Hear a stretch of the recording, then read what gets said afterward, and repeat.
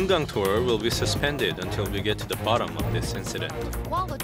Tours to the Mount Geumgang resort began in 1998 with great expectations for a new era of inter-Korean cooperation.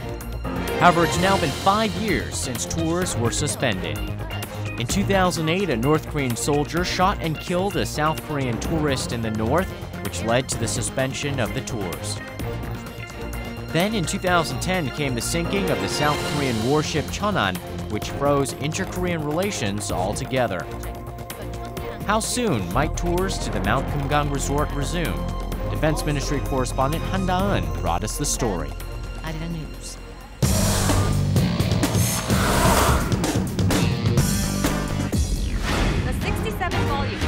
A new list of Korean victims of forced labor during Japan's occupation of the peninsula was made public to the world on November 19th. The 67 volumes of documents were found at the South Korean embassy in Tokyo in June and are believed to have been prepared in the 1950s to be used in negotiations between South Korea and Japan.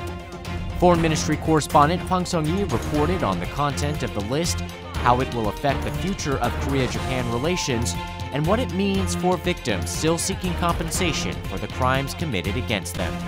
Arirang News.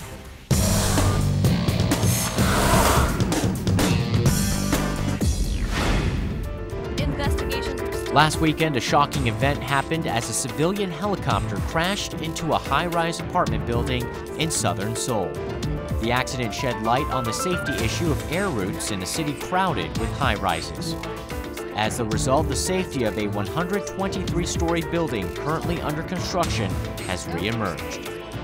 Reporter Choi Yoo-sun covered the issue surrounding the 123-story building being built in close vicinity to an Air Force airfield. But its construction is raising more concerns about the safety and hazards of super high-rise buildings.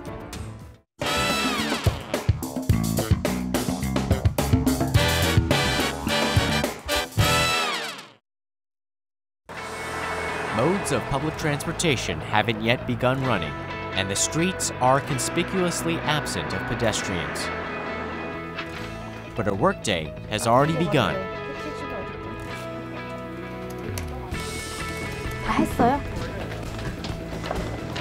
Anchor Choi Yoo-sun tells her story as she kicks off the early morning hours at ArirangTV.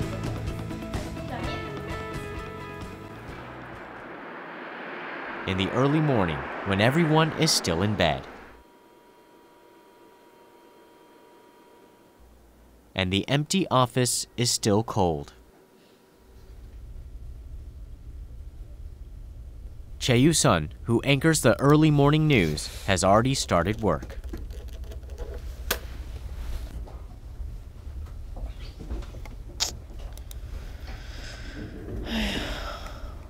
I started anchoring the morning newscast in March of this year. My daily routine has certainly changed quite a bit. My workday begins on Mondays at 1:30 a.m. and from Tuesdays to Fridays at 2:30 a.m. I wake up an hour earlier on Mondays because I need to go through news stories that developed over the weekend. So once I walk into the newsroom, I immediately discuss news stories with our producers and reporters, and we select news items for the 6 o'clock newscast, Daybreak. 안녕하세요. 안녕하세요. The early morning shift begins and the news team gets to work. 그래야 될 것 같아요. 뭐 본 거 있어요? 일단은 그 러시아 그래. 그거 하나 해야 될 것 같아. 뉴스인 것 같고요. 정치 관련해서 몇 개 있기는 한데 지금 잠깐만 내가 보고 그러면 저기 얘기하고 얘기해줄게. 금강산은 금강산까지 해주고 마운틴을 해야죠. 그 규정 바뀐 거예요. 그때 그러니까 그게 내가 확실치 않은 게 도 관련해서만 얘기하고 딴 얘기는 없었잖아요. 근데 아마 다 나머지 거는 계속 좀 논의하고 있는 것 같아서 원래 하던 대로 그냥 하죠. 네.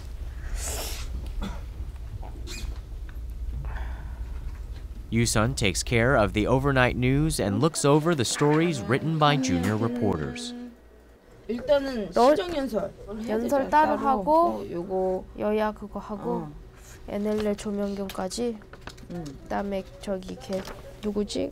그 정문원 소환되고 하는 것까지 다 그럼 2개 근데 필리핀은 아무리 생각해도 또 이제 계속 아닌 것 같아요. 패키지는 아닐 것 같아요. 그다음에 마크를 필리핀을 줄게요. 네, 감사합니다. Her day starts with intensity amid the calm, early morning hour.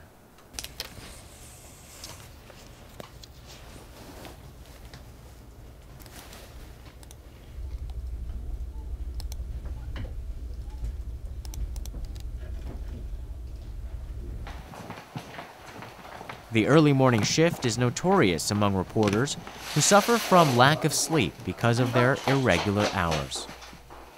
Yoo-sun is most likely exhausted after doing the early morning news for 9 months now. 이 시간이 나는 쉴 수 있는 시간이라서 너무 좋아.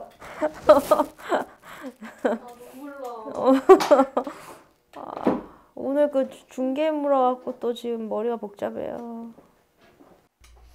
The 10 minutes it takes to do her makeup is just about the only time she has to relax.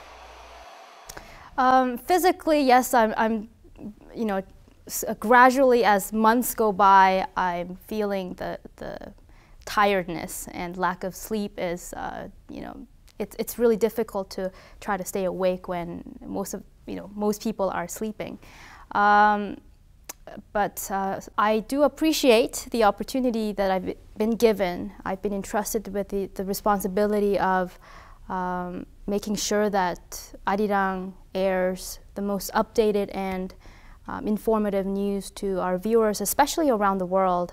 And I'm one of the first people that you see on air every day in the mornings. So yeah, I do appreciate that, and it's also a very good learning experience for me. I'm still a journalist, you know, working in progress, learning, and so every opportunity that comes my way, I do welcome it. Yoo-sun returns to the office.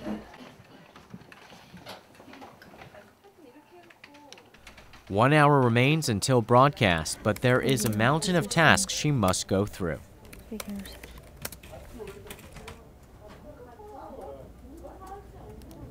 정문원 의원 얘기할 때 그냥 has been accused도 아니라 검찰에 이번 주 출두되는 거 얘기해야 될 것 같아요.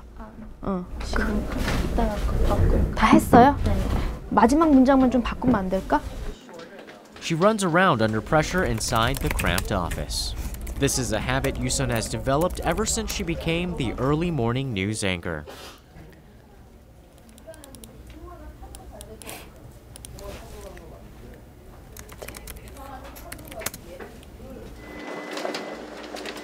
Finally, 15 minutes remain until airtime. The tours were cancelled in 2008 after a shooting. 제가 알아서 그냥 김민지 리포트 하면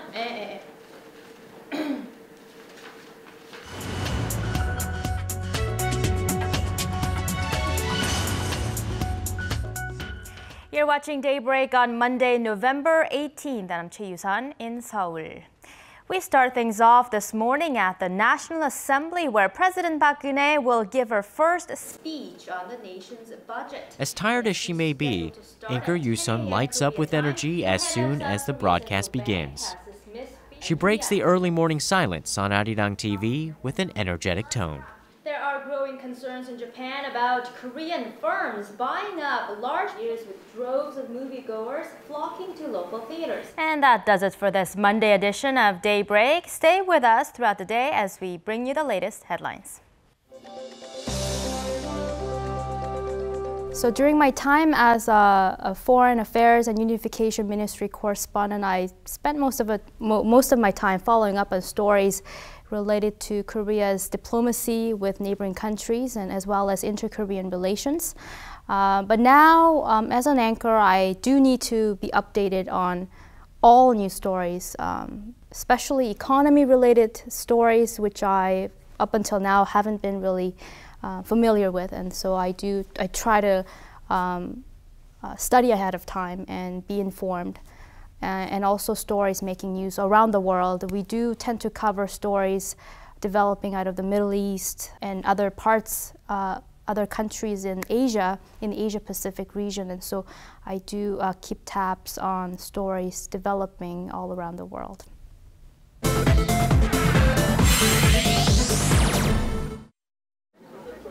It is a time when most people start their day.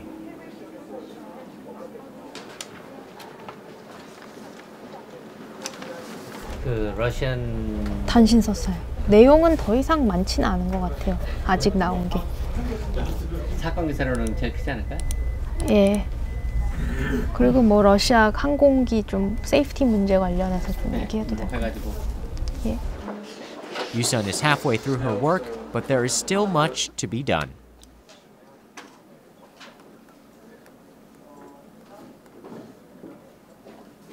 오늘 한중 안보대화. 그거는 지금 진주씨는 대통령 걸 하니까 아무래도 외교팀에서 커버를 해야 되지 않을까 싶은데요. 생산자 물가요.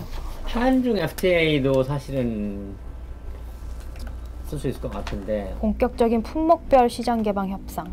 그러니까 1월 정도면 될 것 같긴 한데 네, 뭐 네. 그렇게는 필요 없고 그것도 뭐 그냥 단시로만. 네. 네, 감사합니다.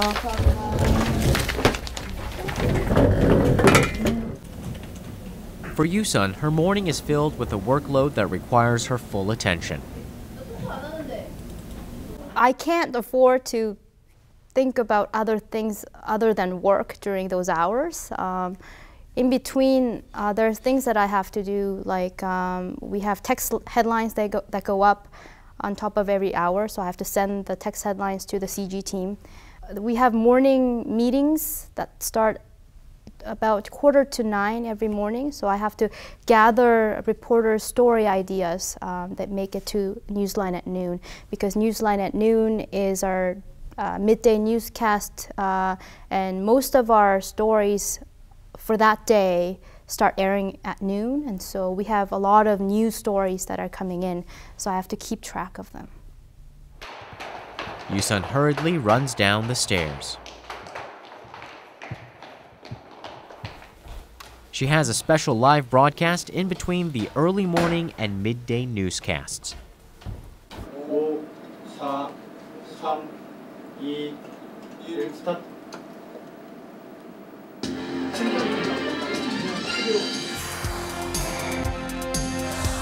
The President's Parliamentary Address. Thank you for joining us. You're tuned in to our special coverage of President Park Geun-hye's first parliamentary address. In just a short while, we'll go live to the National Assembly, where President Park will outline her government's budget plan for next year and set out her administrative goals. In just a little while, we'll be connecting live to the National Assembly, where this is the Speaker of Parliament, Kang Chang-hee, introducing the President before she comes forward. It is the fourth parliamentary budget speech ever by a Korean president. It is a rare occasion, and since it will be broadcast live, Yoo-sun feels a heavy responsibility.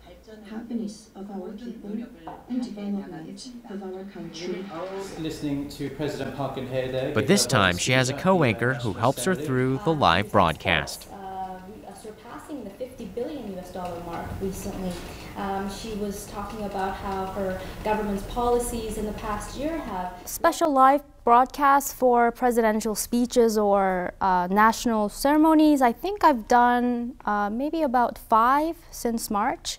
There's a lot of preparation to do before. But my co-anchor Mark and I, we always say that when we have those broadcasts, we feel this adrenaline rush, and we feel like we're alive and doing something live and real time. And so we do enjoy covering those events from time to time. It has been 8 hours since Yoo-sun arrived at work.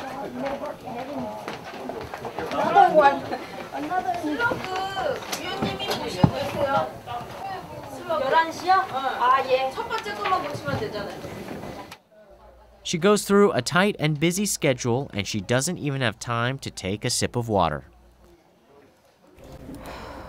뭐가 좋을까? 동영 같다, 한중, FTA 같다, 생산물가, 김증수. 일본 단신 2개를 납북자 밑으로. 네.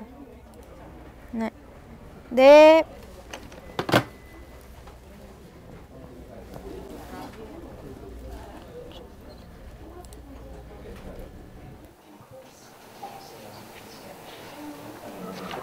This is already the third time that Yoo-sun has stood in front of a camera on this day. Finally, she's at her last scheduled event of the day.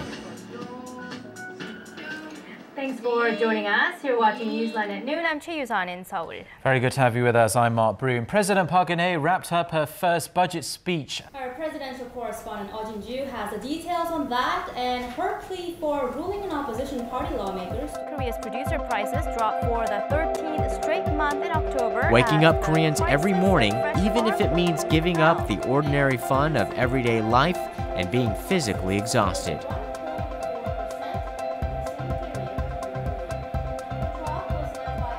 Anchor Choi Yoo-sun's constant efforts to provide the right information to the viewers will continue every day.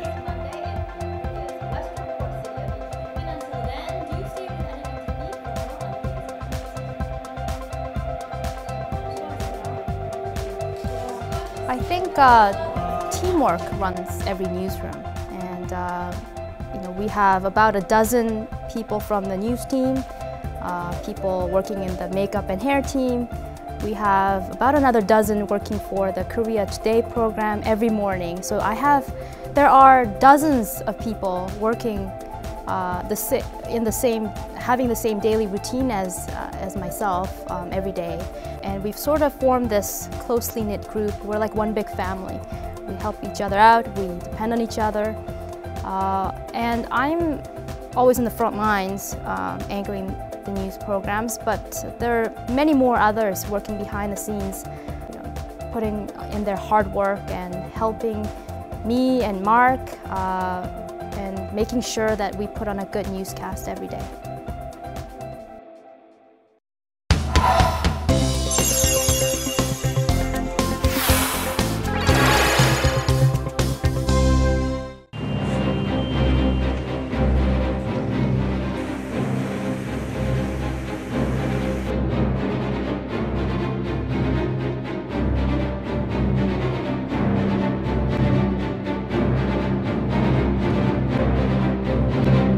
News of a leak of highly radioactive water at Japan's. The Japanese government, for the first time, Japan's nuclear safety agency says highly radioactive groundwater produced an estimate of how much contamination.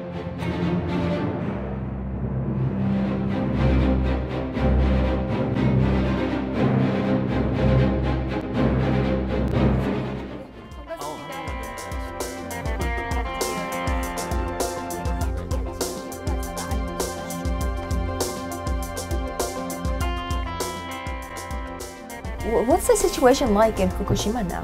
Your guess is as good as mine. In fact, nobody's really sure about it. Thing is, they're doing the right thing. Are they? Thing is, their own guy is doing it at a bad time. That's the problem. Japanese Prime Minister Shinzo Abe actually said that, I think prior to winning the Olympics bid, he said that he has all this nuclear crisis under control, after which, a few days, TEPCO said, in fact, it wasn't under control. With your expertise in looking at the situation, is it under control? I don't think so, but quite right to be doing something, but not Tokyo Electric, somebody more qualified and with more competence. So, learning from history, couldn't they, I don't know what they did in 3 Miles or Chernobyl, but whatever that they did there, couldn't the Japanese government just follow suit? If it comes to Chernobyl, they chose to utilize concrete rather than water because it was just too much to be handling with water. Why were they avoiding using concrete? Think about the case that Japanese folks are pouring a whole bunch of concrete and cement onto their plants. They'll be looking real ugly. because that will mean the end of nuclear industry. Pouring water seems more decent, okay?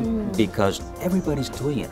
Everybody tends to pour water to cool it down so that they look to be working like normal. So basically, everyone in Japan, everyone around Japan, everyone in the world, we have to be on our toes for the next however many years that this would take. It's not many years, many decades, that's what I'm saying.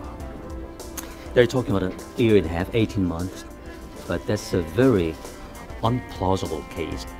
That there's no accident at all, no incident, no slippage, because they're trying to pull out 1,800 fuel bundles. It's not just one rod, it's about 100 rods put together. They call it bundle or assembly.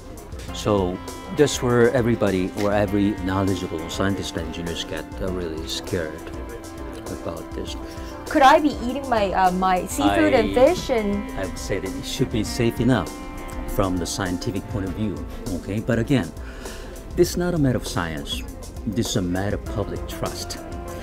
Once you lost the public trust, science doesn't come into play. They don't trust it. I don't trust in myself either. So I don't eat any fish. I don't like it to start with, but I tend to be staying away from it.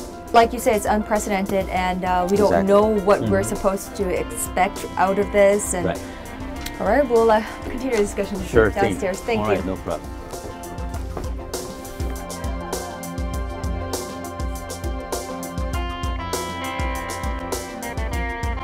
The meltdowns of 3 reactors at Japan's Fukushima nuclear power plant may have happened more than 2 years ago, but the disaster remains a giant unresolved mess to this day.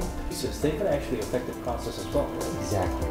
Doing something a little late, but definitely not. Nobody on the planet has done this before. We should be thinking about some 30 to 40, even 50 years, half a century, for them to be done in the safe way. And renewables